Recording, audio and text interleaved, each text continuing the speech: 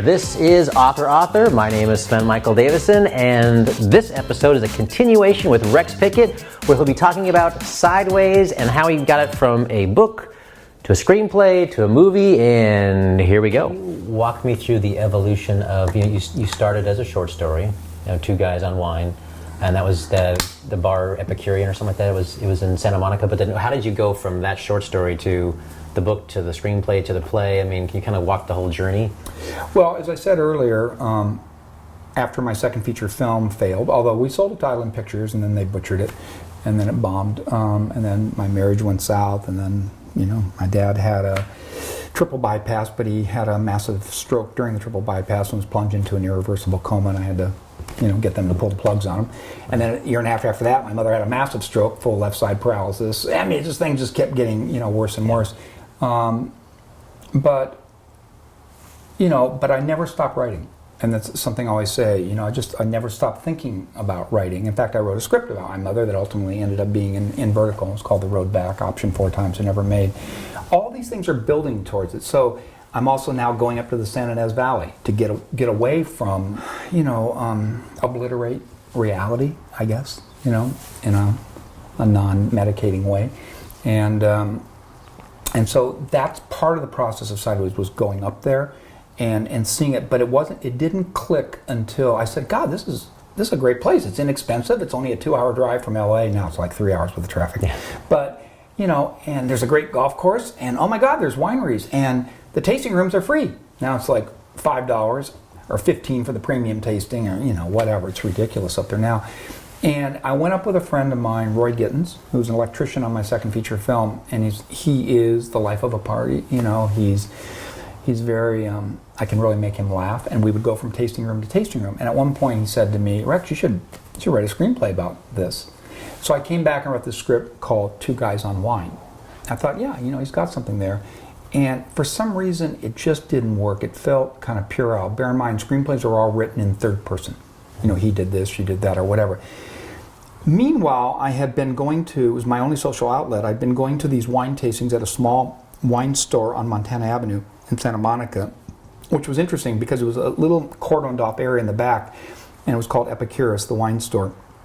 And on Saturday, there was you could drink a lot of wine for free, and I used to drink a lot of wine back then.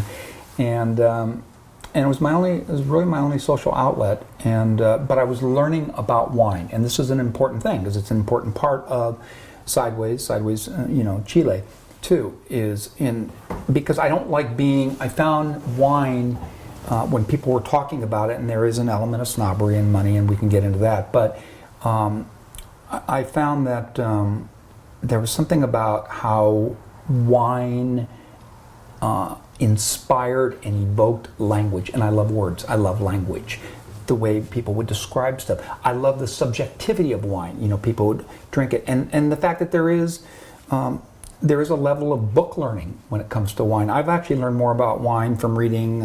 It's around here somewhere. Jancis Robinson's The Oxford Companion to Wine. It's basically an encyclopedia that thick. You can just turn to Pinot Noir and just read about it. Turn to Spain and just read about Spain, and then it'll link you to wherever. So I did a lot of reading because the people there, I felt like this was something I wanted to know, and these people knew a lot more than me, and I wanted to be able to converse with them. This was something I wanted to know. I mean, if they were all a bunch of, into, cricket or something, I wouldn't have an interest. Nothing against cricket, but I'm just saying, what I mean? This was something I wanted to know, and so I wanted to be able to, relate to them, I guess, in a way. So I started reading about it and learning and whatever, and soaking that up. But I'm always writing, and I was finding kind of a comedic vein, and I wrote a short story called The Bullpen, which was our little kind of moniker for the little cordoned off area because of ABC laws that you had to be in on Saturday. And these tastings would sometimes get kind of raucous. And there was only like about 10 or 12 of us. And it was Montana Avenue, if you know this in Santa Monica, if you just go a little bit north, there's famous people and wealthy people. Come south, you're in rent control land. Right. Now, it's expensive south of there, but where I was, no. So there was the snobs meeting the hoi polloi, which is me. A guy's broke, but for $4 on Saturday, he's getting to drink some really fine wines. And sometimes the party would carry over if they thought you were cool enough to invite into their little clique, you know. So I really satirized that snobbery in this short story, The Bullpen. But the key was, as I said earlier, is I started to write it in first person from the standpoint of a guy named Miles Raymond. And that, in writing in first person, you're getting my voice. Whatever this is, this kind of self-deprecating, someone who uses too many polysyllabics, whatever, and a little bit off the wall, and somebody who wears his heart on his sleeve. These are the things I've been told, you know.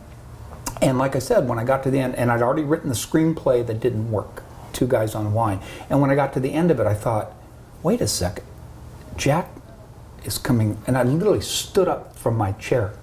I used to write in a chair and at a desk. I literally stood up. I went, holy fuck.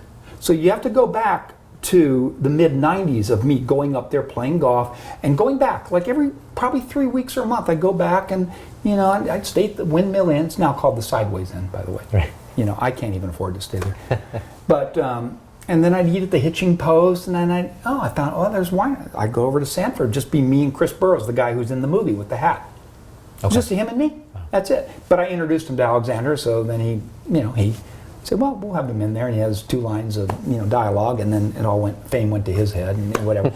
But you know, and so you're pulling from those things, and I thought, wow, as a novel, you know, sort of stretch my wings more, and writing in that voice. But a novel has other demands, which is, you know, taking more time to describe things. But it was still very much a character and dialogue-driven novel. It's very much, and that's why it was difficult to sell, because the publishing industry pejorativized it as an oversexed screenplay, basically. You know, whatever. You know, now, you know, hey, he writes like Mark Twain, right. Whatever, and somewhere probably in between. But and then I wrote it 9 weeks. So when people ask me how long it took to write it, the short answer is 9 weeks. The middle answer is probably 5 years, because I started going up there. And the long answer is my whole life, going back to Jung.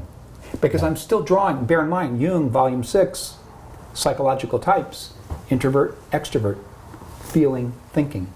He created, I think there's some tests they give employees or whatever, and there's a name for it or whatever, but it all started with Jung, volume 6, those types. And what the key is, Jack is a classic extrovert, Miles is an introvert.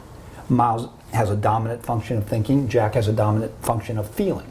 So now you have opposites. Opposites, you know, equals conflict, equals drama, equals comedy. And again, I don't think about this. I don't go, oh, gee, I need an introvert and I need an extrovert. I don't think about that. All I know is I'm up in the San Ynez Valley, and my friend Roy is up there, and he's a colorful character. He's not quite like Jack in the movie. Jack is Alexander. I know he hates me saying this, but, you know, when he first, you know, met me in person after he'd read it, he said, you know, Rex, you know what I love about your characters so much? They're so fucking pathetic, you know. I went, geez, okay. It's written in first person from the standpoint of Miles, going through a rough patch, but, you know, I think life is getting better, I think. I didn't think of him as that. But, you know, where Jack has a little bit, you see it in the play and you see it in the novel, maybe a little more soul, a little more, you know, a little more, he's, you know, my friend Roy, you know, he's college educated, you know, he's a bright guy. He's not quite the sexual terminator that Jack is in the movie. But again, I love the movie. It's you know, it's a 95% faithful adaptation of my novel. So I write that, you know, I write the novel, and then I was like, and my life was nowhere. I mean, I was, you know, I had process servers knocking at the door, you know, at 6 a.m, trying to serve me on bad debts or whatever, you know, some scumbag attorney coming after me. And I mean, it was a bad time, and I think I wrote it just to escape the abject quotidian reality of my life, if you want to know the truth. And then when I stopped, because I only write like 2 or 3 hours a day, but I'm always writing after that, thinking the next day what's going to come. But it came out of me. But when something builds in you like that, and you see the place, and you know when you go to the Windmill Inn or the Hitching Post or this tasting room or to this golf course, you've been there before. You feel like you're there when you're writing in your imagination. When Jack is talking, that's my friend Roy talking. That's exactly how probably we talk. Sure, things, I mean, you know, we weren't going to a wedding when we were up there, and so that's fictionalized, and he didn't have an affair when we were up there. I mean, it's, you know, but those are the things you have to find for storytelling purposes to Otherwise it'd just be two guys going up there. It'd be more like a Richard Linklater film, they're just going up there and talking and jawing or whatever. And I love Richard Linklater, so I'll just tell you, his trilogy is brilliant, and I'm nothing a huge fan of his. But I wanted, something more narrative, I guess, in a way. So those are the things that are indented, but it's still Roy's voice. It's still my voice. Those characters are, I can hear them, So it, 9 weeks, but really building to it really kind of my whole life. But you had the novel, and then did you have a detective novel at the same time? Well, right. Okay, now we get back to the business side of it, is that, so in the 90s I was nowhere, as I've said, and I wrote a detective novel called La Prisma, and that is the golf course up in the San Ynez Valley I went to. So I really wrote a kind of a personal novel about a down-and-out screenwriter who meets an older, semi-retired private investigator up in Lompoc, which is up in that area, and they're totally different ideologically and politically and everything else, but he ultimately, the down-and-out screenwriter, is unwittingly kind of pulled into a mystery that takes him back to Hollywood that the kind of older detective leads him into. And it got me, I had no agent at the time. Among all the other bad things, the agent I did have had died of AIDS. So now I was really completely nowhere. But I gave it to a friend, Robert Roth, and he gave it to his agent, and I gave it out to other agents. They all turned me down. And then this one agent, Jess Taylor, an important name here, he took me on. And he was with a small agency called Curtis Brown in New York, a boutique literary agency. And, we worked on the book, got it in shape. He went out with it, and the rejection letters, they were sent to the agent from the publisher, and then he forwards them to you. So it's like a slow morphine drip. See, it comes in like that. So it's like Miles, he's on his 70th rejection letter. That was me with La Prisma. So I'm throwing that in. I'm throwing in everything in the kitchen sink. I don't care. I don't care. And then, in the course of the failure of that, again, I keep writing. I don't just sit there waiting for my publishing deal, my movie deal, whatever. You got to keep going. You got to keep writing. It's really, to me, it's about quantity over quality. Quality comes when you go back, but to me, you need to keep pushing it out. And so then, during the course of that failure, and had it been published, there would never have been a Sideways, because when they buy a mystery novel, they usually contract for the next 2 or 3 because they're trying to build a series around that character. And you have a brand too at that point, right? You're a detective brand. So. Yeah, if you're successful, And my character was he's not a detective, but through the course of La Prisma, he becomes a detective, And then they would become a detecting team, and they would go on. And I love mystery novels. I'm a huge fan of Raymond Chandler and whatever. But we couldn't sell it. But Jess Taylor got an offer to come out to Hollywood to be with Endeavor Agency. They're now William Morris Endeavor. So a very powerful agency, and that's a very, very key thing here. So, and he handed my novel off to another agent at Curtis Brown. So suddenly I went from nowhere with one novel. I now have 2 agents. I have a publishing agent, and I have a book to film agent at a very powerful Hollywood agency. And he knew, of course, I wrote screenplays too. I've mostly written screenplays. And in fact, Sideways reads a lot like a screenplay, more than, La Prisma. So I wrote Sideways, and I gave it to him, and he just fell in love with it. But now, now the story turns darker before it turns brighter. So we go out with it, both the publishing and film, because he sees film in it, as I did. I'm writing it. I'm thinking film. Remember, it was originally a screenplay. Film, no traction at all. But here's a point, and this never gets mentioned in the press or whatever. One of the key submissions was down the hallway at Endeavor to Alexander Payne's agent, David Launer, and he pitched it to him. Alexander Payne had just finished his second film, Election, which is based on a novel by Tom Perrotta. So he does things. He's written original screenplays, of course, but he really works off of source material. The Descendants is off of source material, So he was hot. And that was one of the submissions. But it took a year before he read it. And in that interim of a year, La Prisma still isn't selling. Jess Taylor had a nervous breakdown and left the business. Wow. Gone. That's nowhere. And then about a year, his replacement did take me on, but there wasn't really the same enthusiasm. You know, the fuel had run out of their tank, sort of. I mean, he liked it, but we weren't getting a publishing deal. And in fact, the publishing industry, the rejection letters on Sideways were way more, vilifying, if you will, than they were on La Prisma. I mean, they were just like, this isn't a novel, this is a total piece of shit. This, you know, I mean, it went on and on, you know. Wow. They were very hurtful, and I have over 120 of them, you know. But, so he'd pulled the novel, my publishing agent, and I had a new book-to-film agent at Endeavor. But meanwhile, there's another individual here, a character in this, you know, thing, and his name's Brian Beery, and he was Alexander Payne's assistant. And he read Sideways a year after it had been submitted to him. Wow. Bear in mind, he's got books and screenplays stacked up in his office, whatever. He's getting offers left and right after election, which is a brilliant satire. And Brian Beery read it and gave it to Alexander, and I got to know Brian and said, you got to read this, you got to read it. Did you ever ask him how he found it in a pile? I mean, I would imagine, I just picture this room with like scripts stacked up waist high. I was like, how did he find it? Well, I mean, I'm guessing that, you know, there were, you know, he's probably reading 20, 30 pages of some things and saying, well, this isn't going to be, this might be good writing, but this isn't Alexander's cup of tea, you know. Bear in mind, Alexander Payne is also a wine aficionado, so there is that element. He was looking for something, you know, that would take him out of Nebraska, because his first two films were shot in Nebraska. And also he loved these rudderless, kind of pathetic characters. He just, you know, he has a fascination with them. And so I think he just kept reading, but it was also funny, and they kept getting more and more kind of, you know, pathetic, their journey, I guess. And so Brian read it and gave it to Alexander with a ringing endorsement. Alexander read it, and suddenly, next thing you know, I've got my new Endeavor agent screaming on my answering machine. I'm nowhere. I don't even know how I'm going to pay my rent next month. I'm tapped out. I mean, all my friends are tapped out. I'm not joking here. I mean, I thought it was over. I really did. Yeah. And so he read it, and I met him, and he was originally going to shoot it in Super 16 and just go out and make it kind of under the radar. And but then he ended up optioning the book.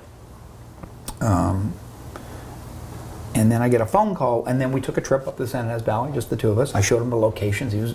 He's getting, you know, jazzed and seeing this thing that he actually only read about. Oh my God, these are real places. They're really a hitching post. And we had dinner there. My God, windmill inn. You know, I mean, he could start to see it. And that area, it's a little bit different now, but it has a kind of a, they'll hate me for saying this, but I don't care. It has a bit of a low rent side.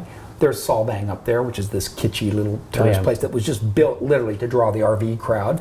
Wine tasting. It's not Napa Sonoma. It's not. Now it's, you know, it's ridiculous. It's still a tourist attraction, but it's and I love that about it, and so did Alexander. We both love the fact that it was kind of it's kind of an under the radar kind of wine region and undiscovered. It's kind of a place where Jack and Miles would go. They wouldn't go to Napa Sonoma. That's too, you know, she for them in some ways, if you think about it. There's a real kind of a clash of working class, and of course in the San Ynez Valley there's extremely wealthy. I mean, Michael Jackson had his famous, you know, Dreamland or whatever it's called up there. And there's other extremely wealthy people who live there, but they're kind of hidden away. It's very low key. It's a very low key place, and it's quite beautiful too, the rolling hills. And I think he kind of, even though the day we went up there was in February, it was gray and rainy, and of course the you know, the vineyards are deciduous, grapevines are, so there's no leaves.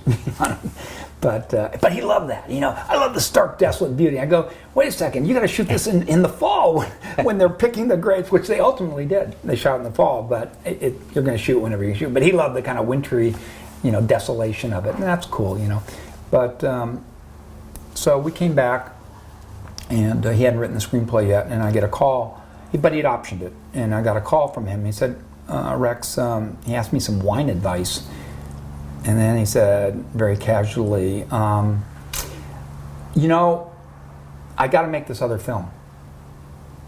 Just like that. I thought somebody punched me. I mean, you have to realize, I wrote Sideways in '99. I optioned it in 2000. I think it's going into production. And I'm missing a point here. It had been greenlit by Artisan Entertainment, and it was front page, Hollywood Reporter, Daily Variety, Payne Goes Sideways. Front page. My publishing agent went nuts. He went back out with the book, still couldn't sell it. Man. Although we'd sold it to the Japanese. Okay. But no one else could buy it. But the Japanese bought it, and I needed the money. But I thought, okay, I'm going to be the first author whose book is published that he can't read. And that's what I thought. But the Japanese believed it was going to be a movie, but the publishing industry didn't. Even though, again, let me repeat myself. Front page, Daily Variety, Hollywood Reporter. I mean, it wasn't the headline, but it was right there. Pain goes sideways. Artisan Entertainment. Flush from Blair Witch Project Millions. Bill Block, quite a character. He greenlit it for $10 million. There it is. I'm flipping out. We're going to make a movie. And I think Alexander thought he was going to make a movie too. And then 2 months later he calls me and says, I'm going to do this other film. And that was about Schmidt. And because I've written and directed 2 features, I know how long it takes. And with Alexander, he's a hands-on guy. He's very involved in the screenplay. He's very involved in pre-production. And he's very meticulous in pre-production. And he does a lot of it. And he's very involved in, obviously, post-production. He loves editing. He loves that part of the process. I go, this is going to be 2 years. And the bloom could be off the rose in 2 years. This is not good. This is fucked, And, but, a lot of these people, I don't mean this negatively about Alexander, but they all do it. They're juggling projects, and it just so happened that Jack Nicholson said yes, he would do it. He wasn't going to do the film without him or Gene Hackman. He just wasn't going to do it.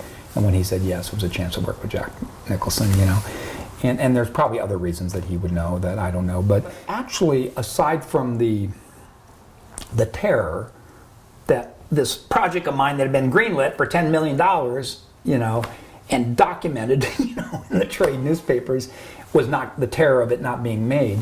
The good news is Artisan Entertainment's fortunes kind of fell.